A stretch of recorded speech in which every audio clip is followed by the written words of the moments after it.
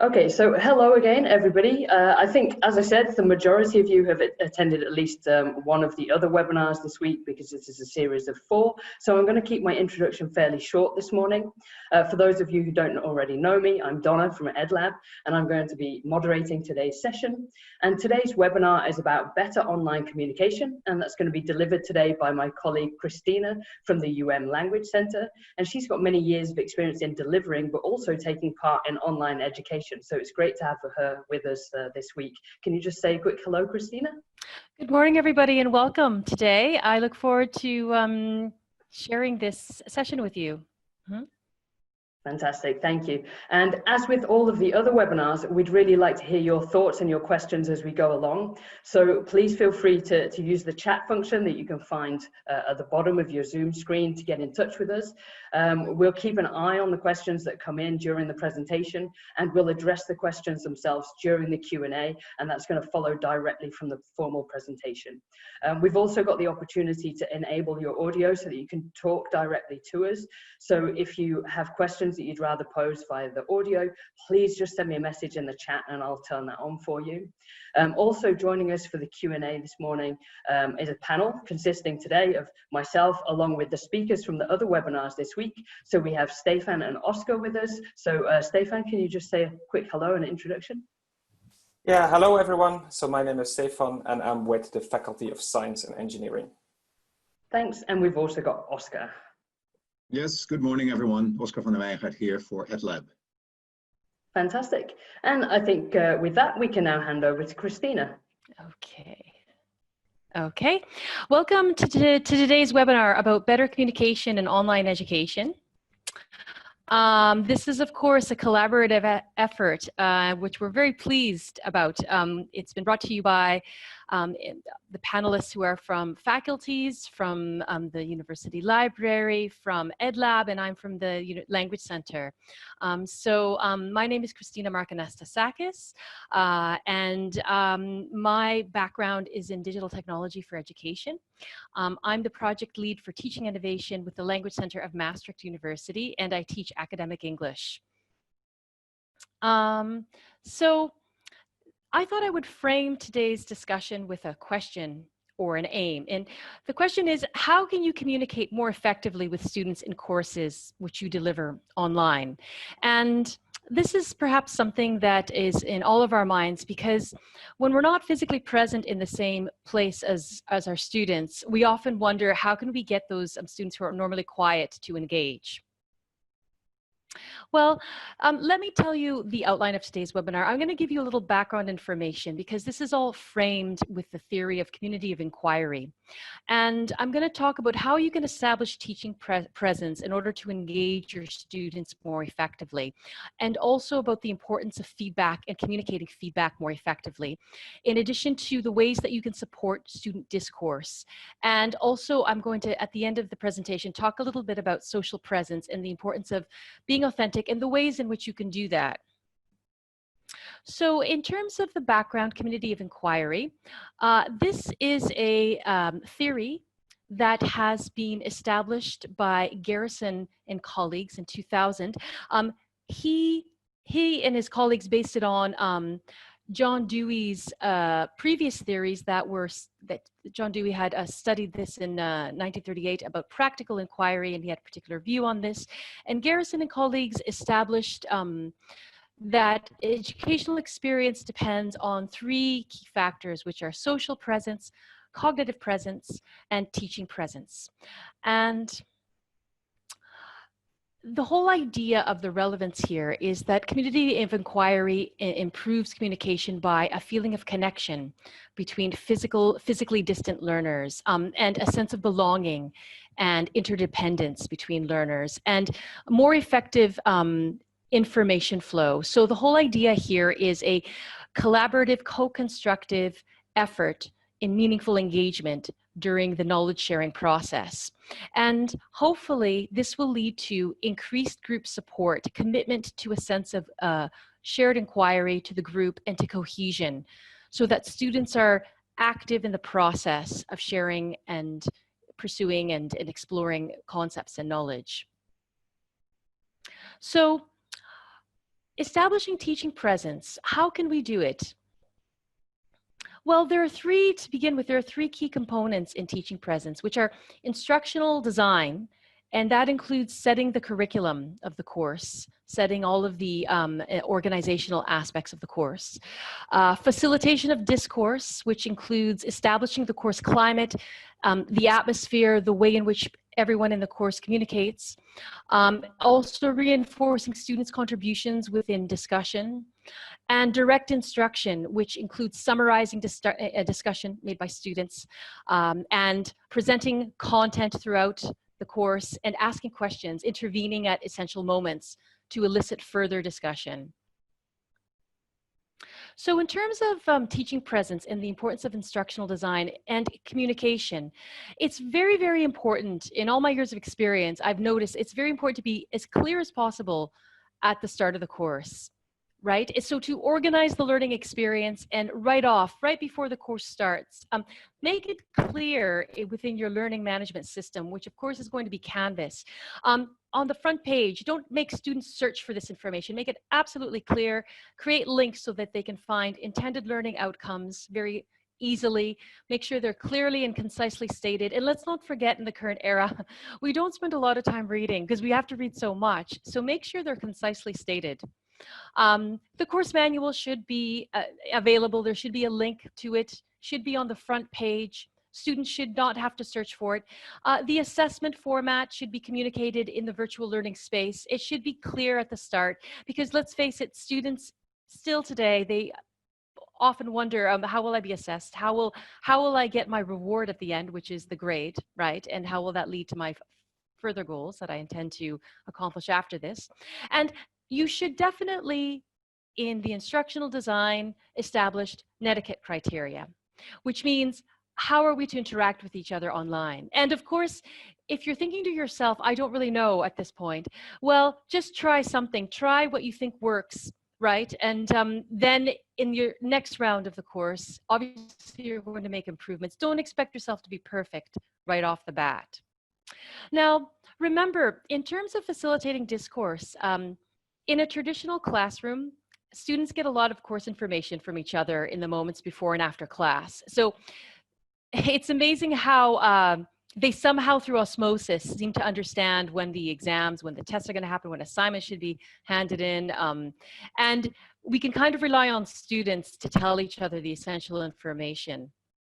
So information exchange can be a little bit spontaneous when people are physically present. And there's a lot more passive information exchange and knowledge acquisition. So how can we compensate for this in online learning, right? Well, good online communication means that you need to be clear on all aspects of course structure or an organization and reassure your students with regular and consistent contact.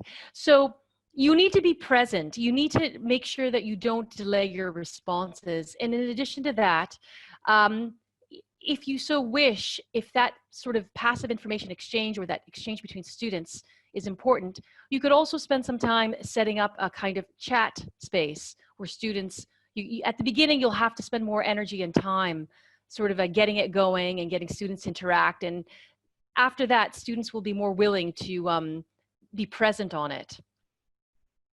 Now, when I talk about regular and consistent communication, it's very important, and this is based on research, that objectives are set for the course in weekly communication.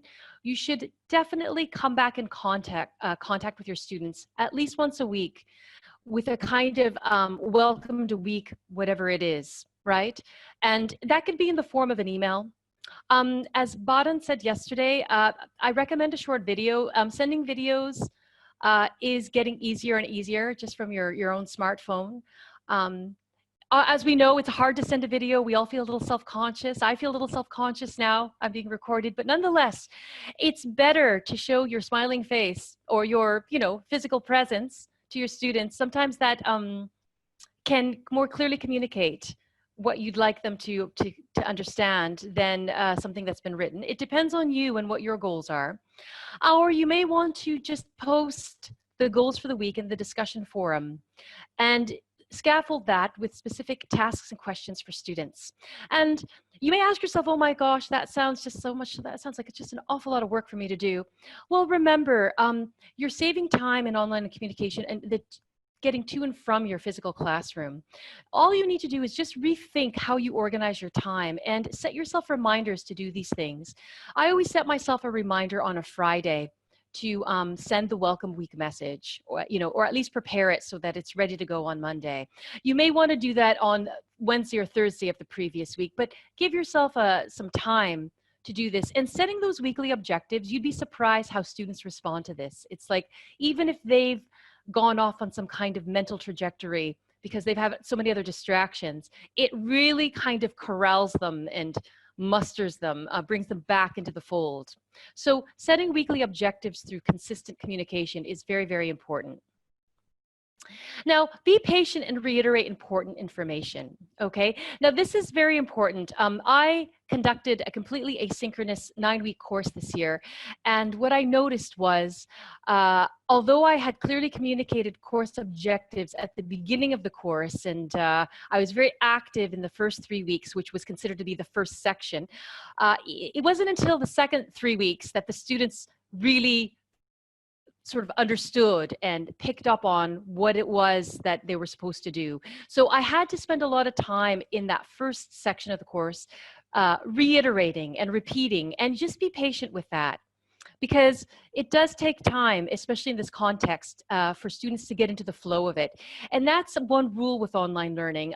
There's more time needed in the setup phase. And once it's off and running, the car pretty much can drive itself in some way. I mean, not entirely, of course. You need to be there. But, it's the setup phase that requires more time and energy. So just to recap about teaching presence, it's important to be present as a teacher in terms of regular communication and being consistent. Don't disappear. No matter how busy you are, you must come back in contact with your students weekly, if not a couple of times a week. And like I said, set reminders for yourself to do this. Now, teaching presence is also based on feedback. And I really liked this meme here because getting feedback in a timely manner has been shown in research to be very, very important. So feedback is a kind of direct instruction, which is an essential part of teaching presence. And it is then in a kind of essential dialogue between you and your student. So it's important to respond within a week. This is based on research. Students really find that very important in terms of feeling the cohesion in the group. And find a method that works for you. There are so many ways to convey feedback. You may, for example, want to put feedback, if it's a written document, in the review function of Word, but there are so many other ways. Some teachers, some of my colleagues in other universities, they give video feedback. They find that to be quicker and easier to do, especially if everyone is doing the same assignment. It's easier to just discuss feedback in recorded messages. Make the process pleasant and bearable for you. It shouldn't be a chore. You should be having fun doing this too. It shouldn't be something you dread. You should be looking forward to this communication with your students. And so find a way that makes it interesting and pleasant for you as well. And about giving feedback, it's important to set clear guidelines for feedback at the start of the course. I teach an academic writing course in which I tell my students, okay, the feedback cycle is from the day of the class until the following week. Anything you submit, I will submit before the following class within that weekly period. And I'm very clear about it, and I reiterate it, and then they know, and then they send their writing samples before the time that I've specified so that they can get their feedback. And so if you give parameters for this feedback cycle, you tell students how to submit their feedback, whether it's by email, in what format you'd like, a Word document, not a PDF, because obviously you can't comment on a PDF document, or even the file name. I tell my students, please put your own name in the file name, and that's generally good practice. This will make it quick and easy for you to manage the document. So clear communication also involves telling students very clearly how to engage with you in the course in terms of feedback and other aspects. And so the clearer you are at the start, the fewer questions you'll have to field later on, and this overall saves you time.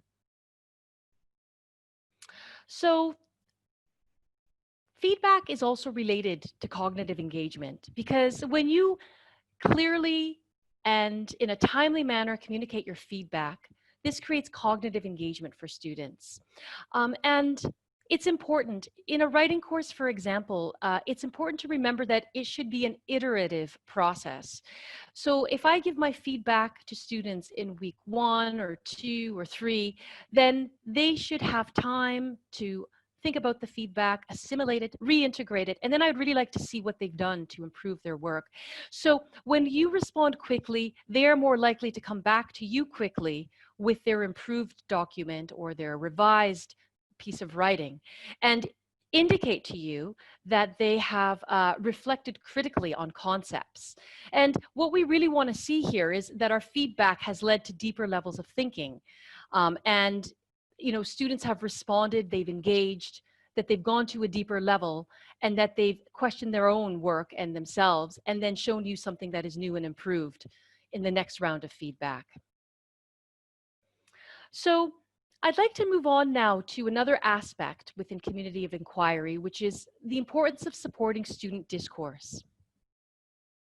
So I mentioned it a little bit early when I talked about the importance of, you know, how do you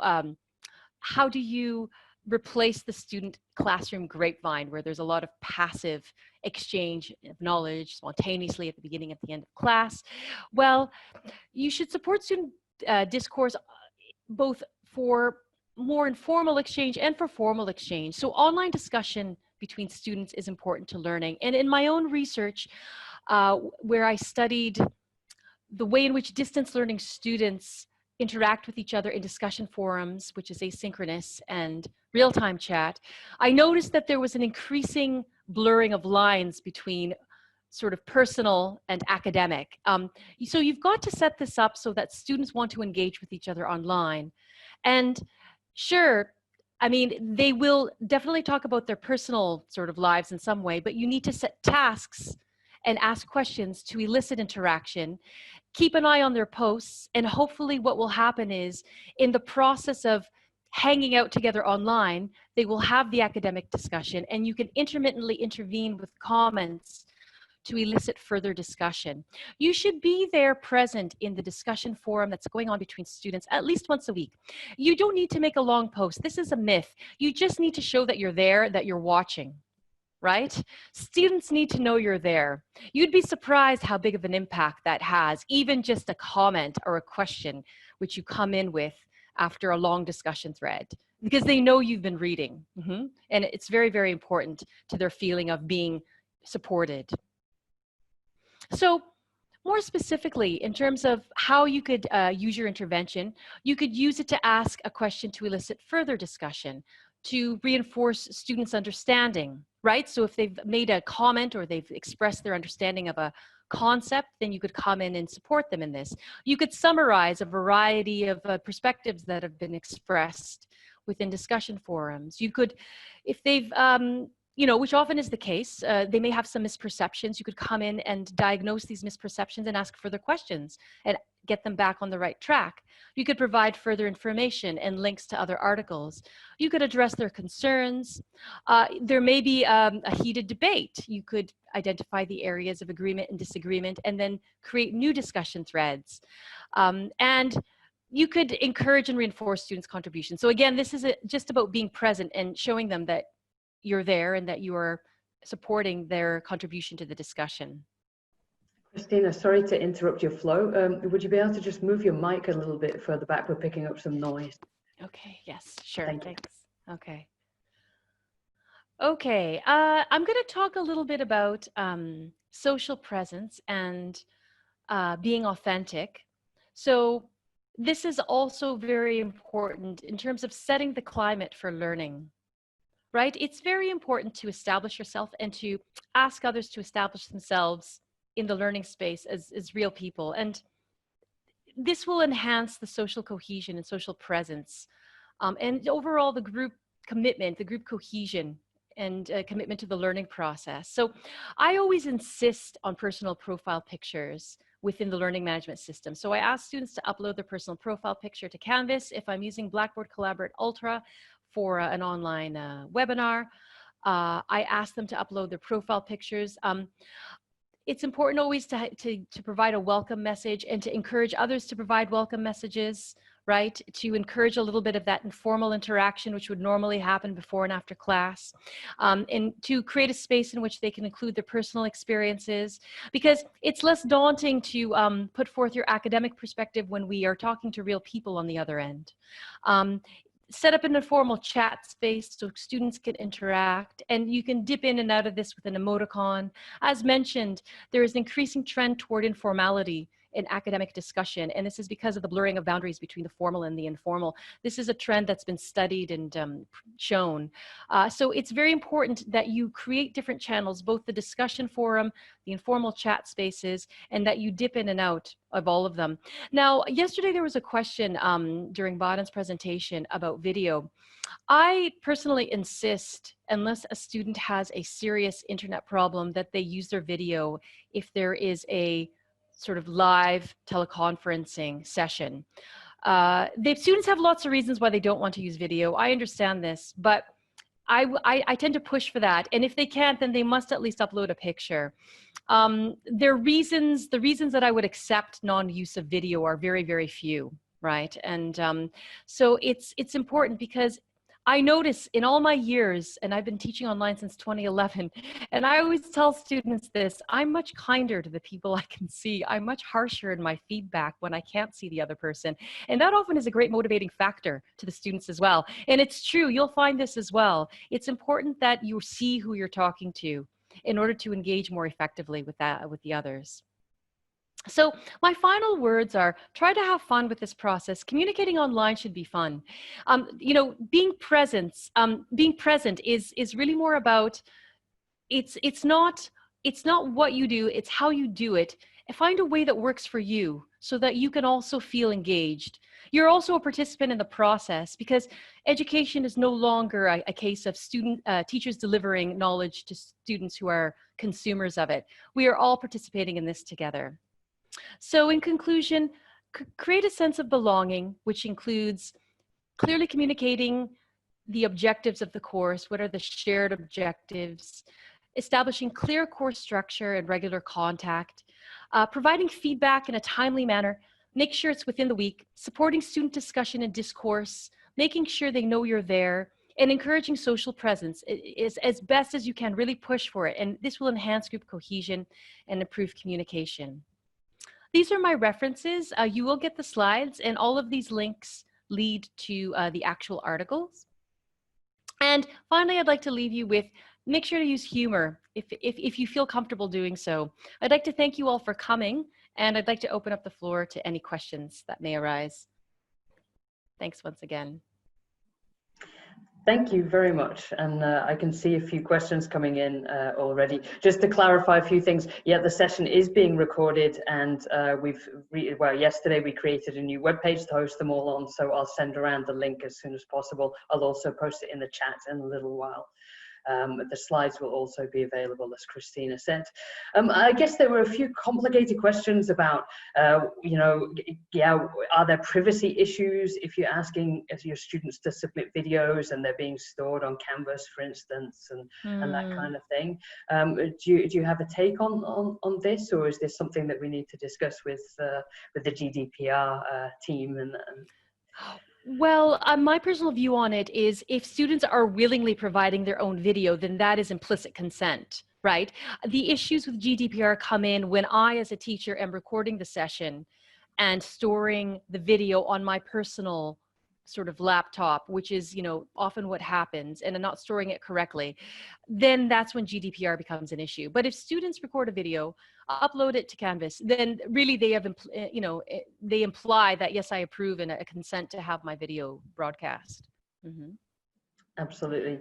Are there questions from the panel members, Stefan and Oscar?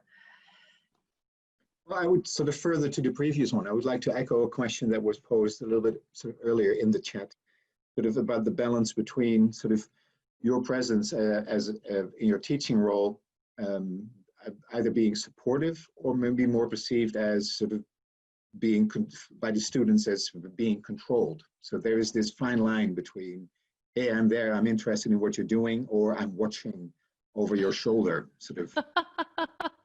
Yes, well, that is a very fine line to walk. But remember, ultimately, you've got to establish you are the expert in this context. Not to say that you can't learn something. I mean, students are obviously teaching us things all the time, but you are there to create boundaries and facilitate a process such that students can feel comfortable stumbling and fumbling as they learn and go through the process of acquiring new knowledge.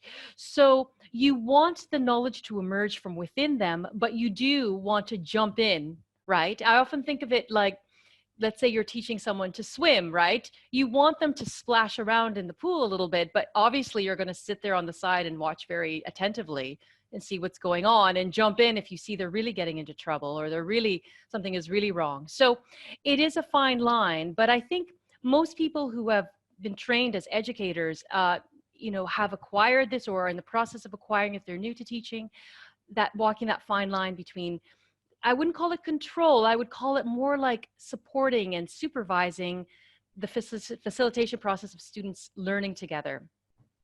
Mm-hmm.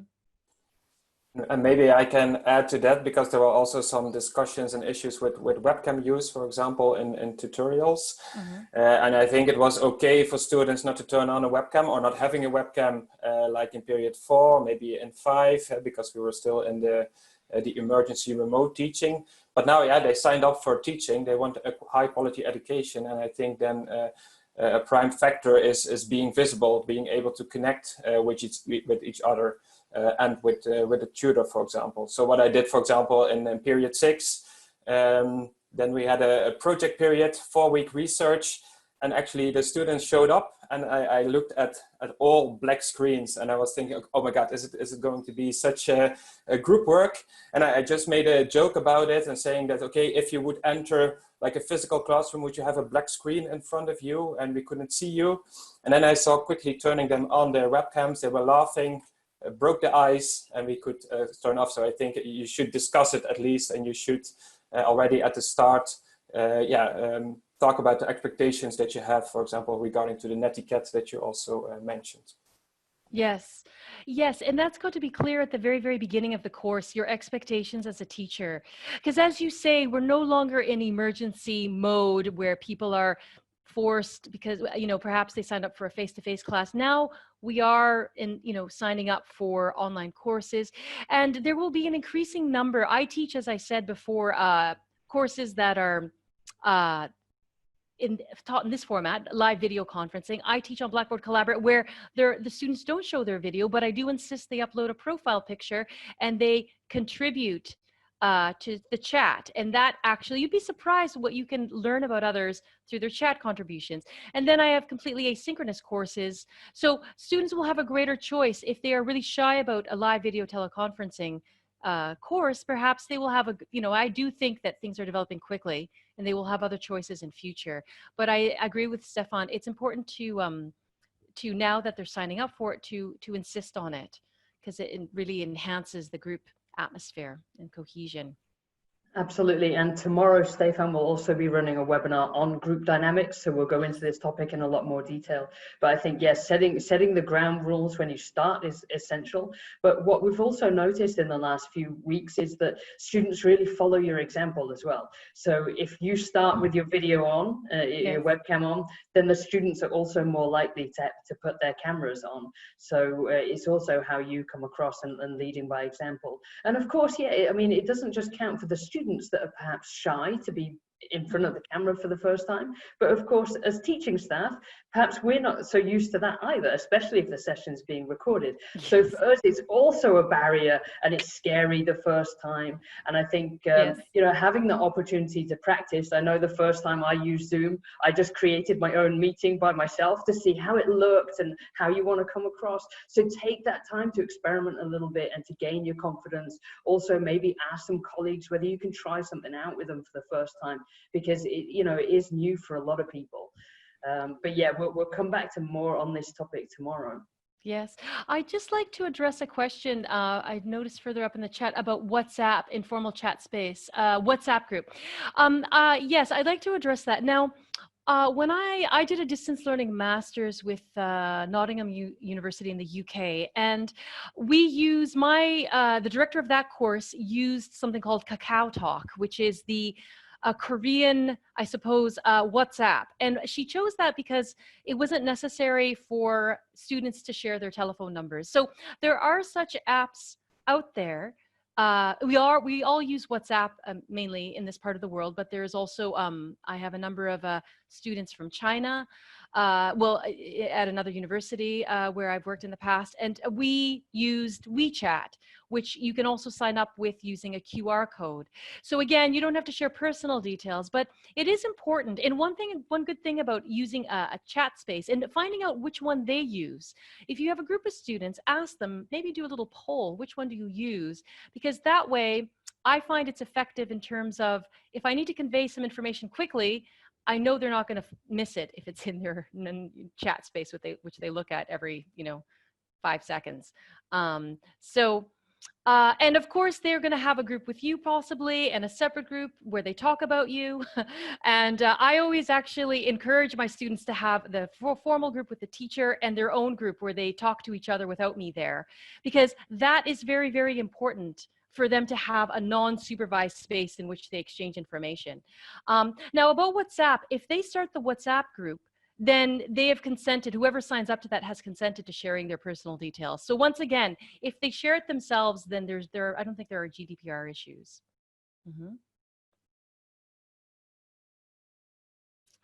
Okay, and I see another question here from Yaro. Hello, Yaro. Nice to see you.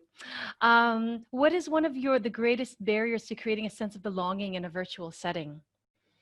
Well, in my opinion, as a teacher, you've got to make a lot of effort at the beginning to make sure everyone feels included.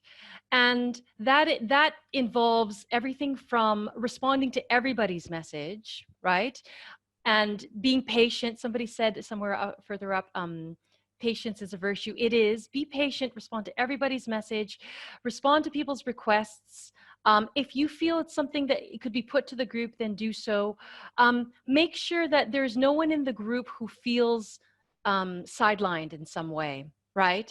Ask specific people questions, ask people to bring in their own personal experience, maybe even have a sort of a scaffolded and organized mini introduction session where everyone shares something, either via chat or via sort of sharing short videos, whatever it is you feel is important. So in terms of the greatest barrier, it's when people feel like they have not been engaged. As a teacher at the start, you need to reach out and do it. That's probably the greatest barrier. It's when they feel they have to make an effort and they're not quite sure how to do it, and there's a lack of clarity about how to go about including oneself. And I think those tips that you gave about giving the students that opportunity for social time where you're not necessarily monitoring and it's not part of the formal education setting, that's also really important.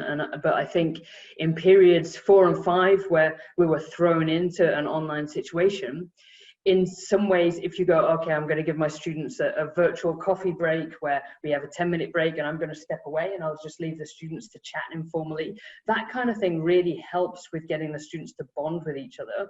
But the difference in periods 4 and 5 and 6 is that the students predominantly knew each other already. So you could leave that to go organically by itself. Whereas I think in the upcoming periods, you've also got to make sure that you invest the time in getting the students to know each other. Yes. Because if you don't invest that time, they don't have the connections, they don't have something in common to talk about. And that's also where you can accidentally develop cliques, because you might get a few students who come from the same country, so they have something in common and then they just want to stay in their little bubble. So doing some icebreaker activities and getting to know each other is really essential. And I know Stefan's going to go into much more detail on that topic tomorrow. And it also depends. If you've got one tutorial group, that's going to be easier. If you've got a whole bunch of people in a lecture like we have today, then it's more difficult. But there are certainly activities that you can do through the chat. And as I say, Stefan, I think we'll cover that in more detail. And you don't have to make a huge contribution, even just an emoticon now and then to show you're there. And that's really, in some way, when it comes to the more social I mean, that's what it's about, being present. What is the purpose of that? It's about, yes, I'm here. So then we can get into the deeper stuff, right? Just dipping in now and then as a teacher, showing, yes, I'm following everything that you're saying, is very, very important. And the reason I say that, it's because if you've got lots of classes and lots of groups, you might be asking yourself, well, how am I going to manage all of this, right? Don't put the burden of like needing to make, to provide long and very sort of complex answers to everything everyone asks. Just sort of, as I said, just dip in and out with something. And when I was doing my own master's, the course director was excellent at creating a sense of group cohesion. In fact, I didn't really meet my classmates face to face, but we became friends. And actually one of my classmates worked at Maastricht University. And through him and through the networking of this, I ended up at Maastricht University as well. It just goes to show you, you can develop a real personal connection from never having met anyone and communicating online, if there's good scaffolding and support at the start from the teacher. I also see a lot of questions coming in about specific tools that are available. I just remind people, I know we've talked about it in the last couple of webinars, but the library have a tool wheel. So that's on the website. I just sent a link round to everybody, but there's a tool wheel which shows you what the university has licenses for and also the recommended tools. But also don't forget that from September onwards, we're also transitioning to Canvas. And Canvas also has a lot of different ways of engaging with students, from discussion boards and forums and that kind of thing. So also Canvas has an app that you can download onto your phone, which means that you can post content directly from your phone, so you could record a video, but the students will also, if they download the app, they can receive content and communicate with each other via that. So that's also worth checking out, and the library are offering plenty of support and training on that. I've also posted the link on our website, so please check that out. Maybe I can add to that just one recommendation for chat and group work. I think that Slack is a great platform in which you have students available for chatting with each other, but you can join in, you can download the app, which you could put on your phone, yes or no, if you want to. I think it has great opportunities next to WhatsApp and email. I also see another question from Ben Janssen about sort of group size. So he says, I can see that personal approaches work in small groups. So you have experience in groups of 300 plus students. One thing, Christina, you probably also have an answer to that, but it also reminds me very much of the conversations that we've all had about assessment. It doesn't always work, but I think particularly when it's not about assessment, but when it's still about sort of the teaching and learning activities, we have the advantage in Maastricht of being used to the model of the tutorial group. Also with larger groups and larger sort of cohorts and courses, that's our unit. So also in the online environment, even though that doesn't solve necessarily the issue of assessment, but when it comes to the regular teaching and learning activities, I think everyone should really be encouraged to hold on to this model that's built around the unit of the tutorial. Because there we're talking about 12 to sometimes 20 students. But there you break down this large group into units where the more personal communication is really possible. At least that would be my answer to it. But Christina, I don't know what your take on that would be. But. Well, that's what I was going to say. What I do and what I would recommend doing is breaking it down, there are already tutorial groups. So I also use Slack sometimes. So with Slack, I create a closed group for each separate section of a particular course. And then I have a couple of other channels on Slack, which is a group chat for all, everyone on the course, like all people who are enrolled, and maybe an additional information channel where everyone can share things that are, resources that are relevant to everybody taking the course. So there is the ability to sort of just chat with the particular people in your class, and the ability to share and connect with everybody. But obviously on Canvas, I mean, you'll be able to perhaps control that in some way by creating, again, discussion forums. You can create groups. I did that with my asynchronous course. I had different groups on Canvas. And then on top of that, you can have, there are announcements and there are discussion forums which everyone can access. So I agree with you, Oscar. I mean, I think go with the unit that naturally arises. And don't feel you have to in some way, I guess you could say, micromanage everything, right? You just need to be aware of what's going on, dip in and out. If it's 300 students, obviously you're not going to be able to be present for every single person. So create a system and structure so that there are checkpoints, I think, where you can all come together and you can be present, but don't expect you're going to be able to do it every day and monitor those messages. And maybe I can quickly add to that. I think like within Canvas and, for example, recording videos, for example, using the My Media site platform, which we have licensed at the that you present that in Canvas and that you show that you are available, that you are present as a teacher, even though there are 300 or 1,000 students, that they can see you on screen, see that you are approachable, available. I think that already makes a lot of sense. And following on from that question, I think we have a question from Ari. If Ari, you want to join us? Yeah, I have a specific question about something that I've noticed myself, and I also feel that that's a bit what happens during these webinars, that you have a tendency to really go into sending mode, and that you kind of, in this situation, find it much harder to wait for communication to come back to you. So how can you, in online situations, make sure that you have full-blown two-way communication and that you also are open to receiving?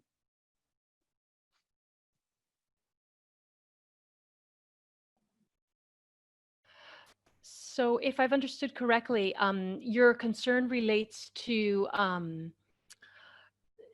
a situation in which, you know, you are as a teacher asking questions, making contact, dipping in and out, and the concern is, how can I make sure that there's a response on the other end? It's not just me putting it out there. Well, I mean, generally I find if I have a student who's very silent, I find one thing I noticed in my research as I was reading and preparing for this is students really respond when the message sort of takes into account their personal circumstances. So when you respond or you send a personal message which acknowledges how busy they are, something again, social presence, something related to their perhaps emotional situation, and it doesn't have to be long. It's like, oh, you must be very busy. They normally respond. I've never had a student not respond, even if it's a few days later, to say, oh my God, I'm so busy, and then respond with whatever it is I've requested. So you have to, in some way, be patient and wait for some students. People are very busy, and we're talking a lot of the time about adults here who have competing demands. So what I would say about that is you need to engage with some of the more passive students a little bit more intently at the start so that they know that you're contacting them. It's not just, I mean, we all ignore generic messages that come into our inbox, don't we? Right? Those group emails, or in the, you know, more current era social media messages that are designed for everybody. If you've got a class of 300, you obviously cannot contact all 300 people individually. But see if you can identify the ones who are especially quiet and generate, remember, it should come from within, generate sort of an elicit interaction. Get people, maybe assign tasks of get one person to talk to another person and then report back. I don't know if that answers your question or maybe helps in some way. I'll just add that, yeah, I think that's the challenge is if you have a group of 300 students, then of course as a student it's very easy not to respond and to sit in the background and not to have a two-way communication. But in a way that's the same as if you have a lecture theatre with 300 students. It's very easy for students not to turn up and nobody will notice, or to sit in the back and sleep and nobody will notice. And I think that's why our education system at isn't just lecture based to 300 students, and that's why we split up and do these small group tutorials and have a mixed methods. And I think that has to count for online education as well, that like we're doing now, we're having a webinar and we've got 53 people signed in at the moment, but also in the coming weeks and leading up to the start of next year, we want to also offer some smaller group sessions where people can get actively involved in an online workshop, and those things will come as well. And I think that's the approach that you also have to take with education with your students. Yeah, and maybe I can add to that it's all about the aims, I think, that you have for your teaching and learning activities.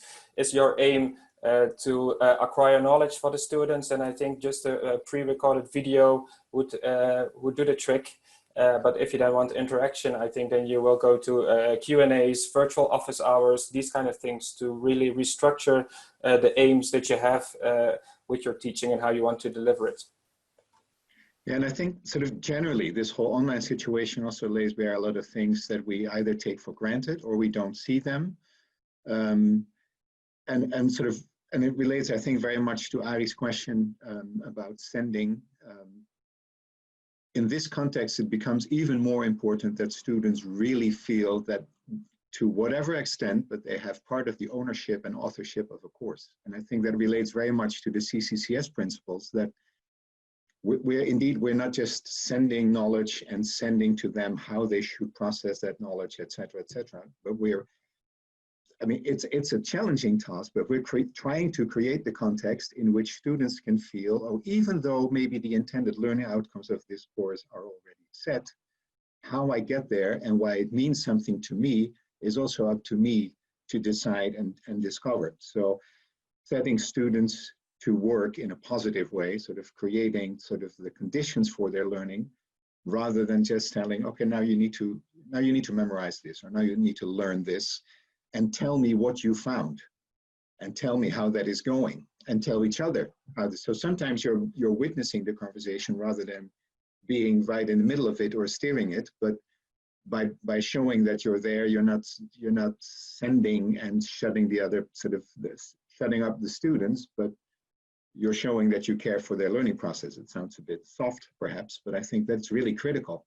And that's also why earlier on we said, rethink your intended learning outcomes and your teaching and learning activities in the context of CCCS, not because that's the holy grail, but because particularly in this online situation, questions like, how do I create a collaborative and a contextual perception for students of what they're learning becomes so much more critical, because all these other sort of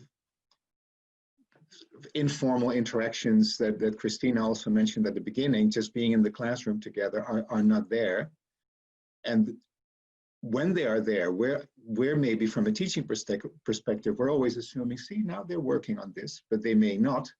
But no one experiences it as much because at least we're in the same room, and yes, we're doing this together. But all of that is gone now. So now the feeling of we're doing this together needs to be much more genuine, and sort of the opportunities for students to engage with it and to truly be interested need to be sort of given a lot more attention maybe than we tend to do when we think they're engaged simply because they're there. Does that help, Abby? Yes, that certainly helps to also start my thinking about it again. And I think the idea that you also have to make sure that there are moments built in where you get something back, for instance, by opening the microphone. I think that already is an example of how you can make it go both ways. Because I was really waiting for this moment to happen to connect to the 4 panelists as well. Great. We're glad you did. Yeah. We also have a question about hybrid education, yes. because obviously that's very challenging, and I know that Stefan has been involved in testing out some pilots at the FSE. Stefan, could you talk about your experiences? Yeah, so we tried a hybrid model in which we had like half of the students being present on site, and we had half of the students being online. And actually what we found out that one of the main things was that the cognitive load was way too high, both for the students on site, for the students online, but also for the tutor, how to manage that. So one of the advice that we gave to the faculty board is indeed not to use these kind of hybrid models, only if it is possible to have 80% of students being available on site and maybe 20% max online. And then it is really important to assign tasks to these students so that they are either the discussion leader or the scribe, so that they will feel included into the group process. But I think there are other ways to do that as well. So for example, cutting your 2-hour tutorial into 2 groups, having one group one small group on site, and then having 1 hour for an online discussion, and then make sure, of course, that they share the experiences that they had, for example, on a discussion board on Canvas. But in general, and that's what we also seen in other pilots at faculties, that the hybrid model is, I think, not the most preferred model, to combine online and on-site education together. Yeah, I was also present at one of these pilot sessions as a participant, as a student in the class. And yeah, it was very, very challenging. It is very, very easy as a participant in the class to forget that there's people online at all. So it's really important to keep moderating that as a tutor, and it's a huge challenge. But I think that quite a few questions came in about, because Christina, you recommended using humor, and a few questions came in about how you can do that effectively. But I've also got to say, it's about, you know, not taking it too, obviously education is a serious thing, but not taking it too seriously and too formally. We all know this is a new situation for everybody, and what we noticed in the hybrid session, it's incredibly challenging, but you can also laugh about the things that are going wrong, and that helps to lighten the atmosphere. Don't think, oh, I'm the tutor and it's my sole responsibility to get this to run well, but Yes. try and get the students to also take responsibility for, don't forget there's other people, and maybe give them an accountability partner. So you're the participant in the room, and maybe link them to one of the students who's online, and they're responsible for bringing them into the conversation. And if it goes wrong, have a laugh, try something again, evaluate, give feedback to each other, and make goals going forward. That's one of the most stressful things I've noticed, is teachers who feel like it's really my sole responsibility to make sure everything goes right, and that I need to ensure that the technology works. And whereas I really use my students, you know, I ask them, you know, in a physical classroom, I often ask them if the electronic whiteboard's not working. You can ask them and they love that, right? But you also have to relax a little bit in terms of some things are beyond your control, and they're beyond everyone's control. I'm really hoping now in this situation, the internet will improve tremendously, and we'll have like not just one internet, perhaps more than one. Anyway, I'm going off on a tangent here. What I'm saying is technology will improve, and it will be much more hopefully user-friendly in future. Try not to get too wound up if things go wrong. Just sort of relax and take a deep breath. Just try to go on. Take what you've got and use it, and just go on. It can't be perfect every day. In terms of the hybrid learning, I misunderstood that. What I was thinking more in terms of is, I've been in a physical classroom and used online learning as part of it, which connects the classes. So I've created, what's really helped me is to create small teams of people. And when you create a trio in a class of, let's say, 12 or 15, or you know, a group of 4, if you have a class of 16, and you create a kind of multi-week sort of task, and that could involve contributing to a digital artifact, for example, on Canvas, or it could involve contributing to something on Padlet. And you have weekly checkpoints where you check, oh, what have we done this week? And there could be, I used a point system, I used a game. The students really loved that. And they could also lose points, which seemed to make it high stakes. So you need to gauge your students and see what their culture is, because it might not work with everybody. And in terms of using, sort of keeping it light and using humor, also be authentic in yourself. You know, don't try to crack jokes when you're not a person who normally does that. Be yourself as much as you can. If you tend to be a little bit more serious, then that's okay too, you know. Don't force it, essentially, that's my main piece of advice. Mm-hmm. I think that's a really essential point, to be authentic and be yourself. Yeah, absolutely. Yes. And also, if you're using Zoom, for instance, then I think the use of the breakout rooms is really, really useful as well for getting those small groups together, even if you have students in the class with somebody else who's online. So there are all sorts of different scenarios that you can work with. We only have 2 minutes to go, so I'm just going to check with any of the other speakers today. Are there any final points for wrapping up? No, then in that case, I would like to thank all of the participants today for joining us. There's one more webinar tomorrow, and it's still possible to register for that. I've also sent the link out on the chat where you can see the recordings after they've been processed. I'd also like to thank Stefan, Oscar, and Christina for your time today, and see you all tomorrow. Thanks, everybody. See you tomorrow. See you tomorrow. Bye-bye.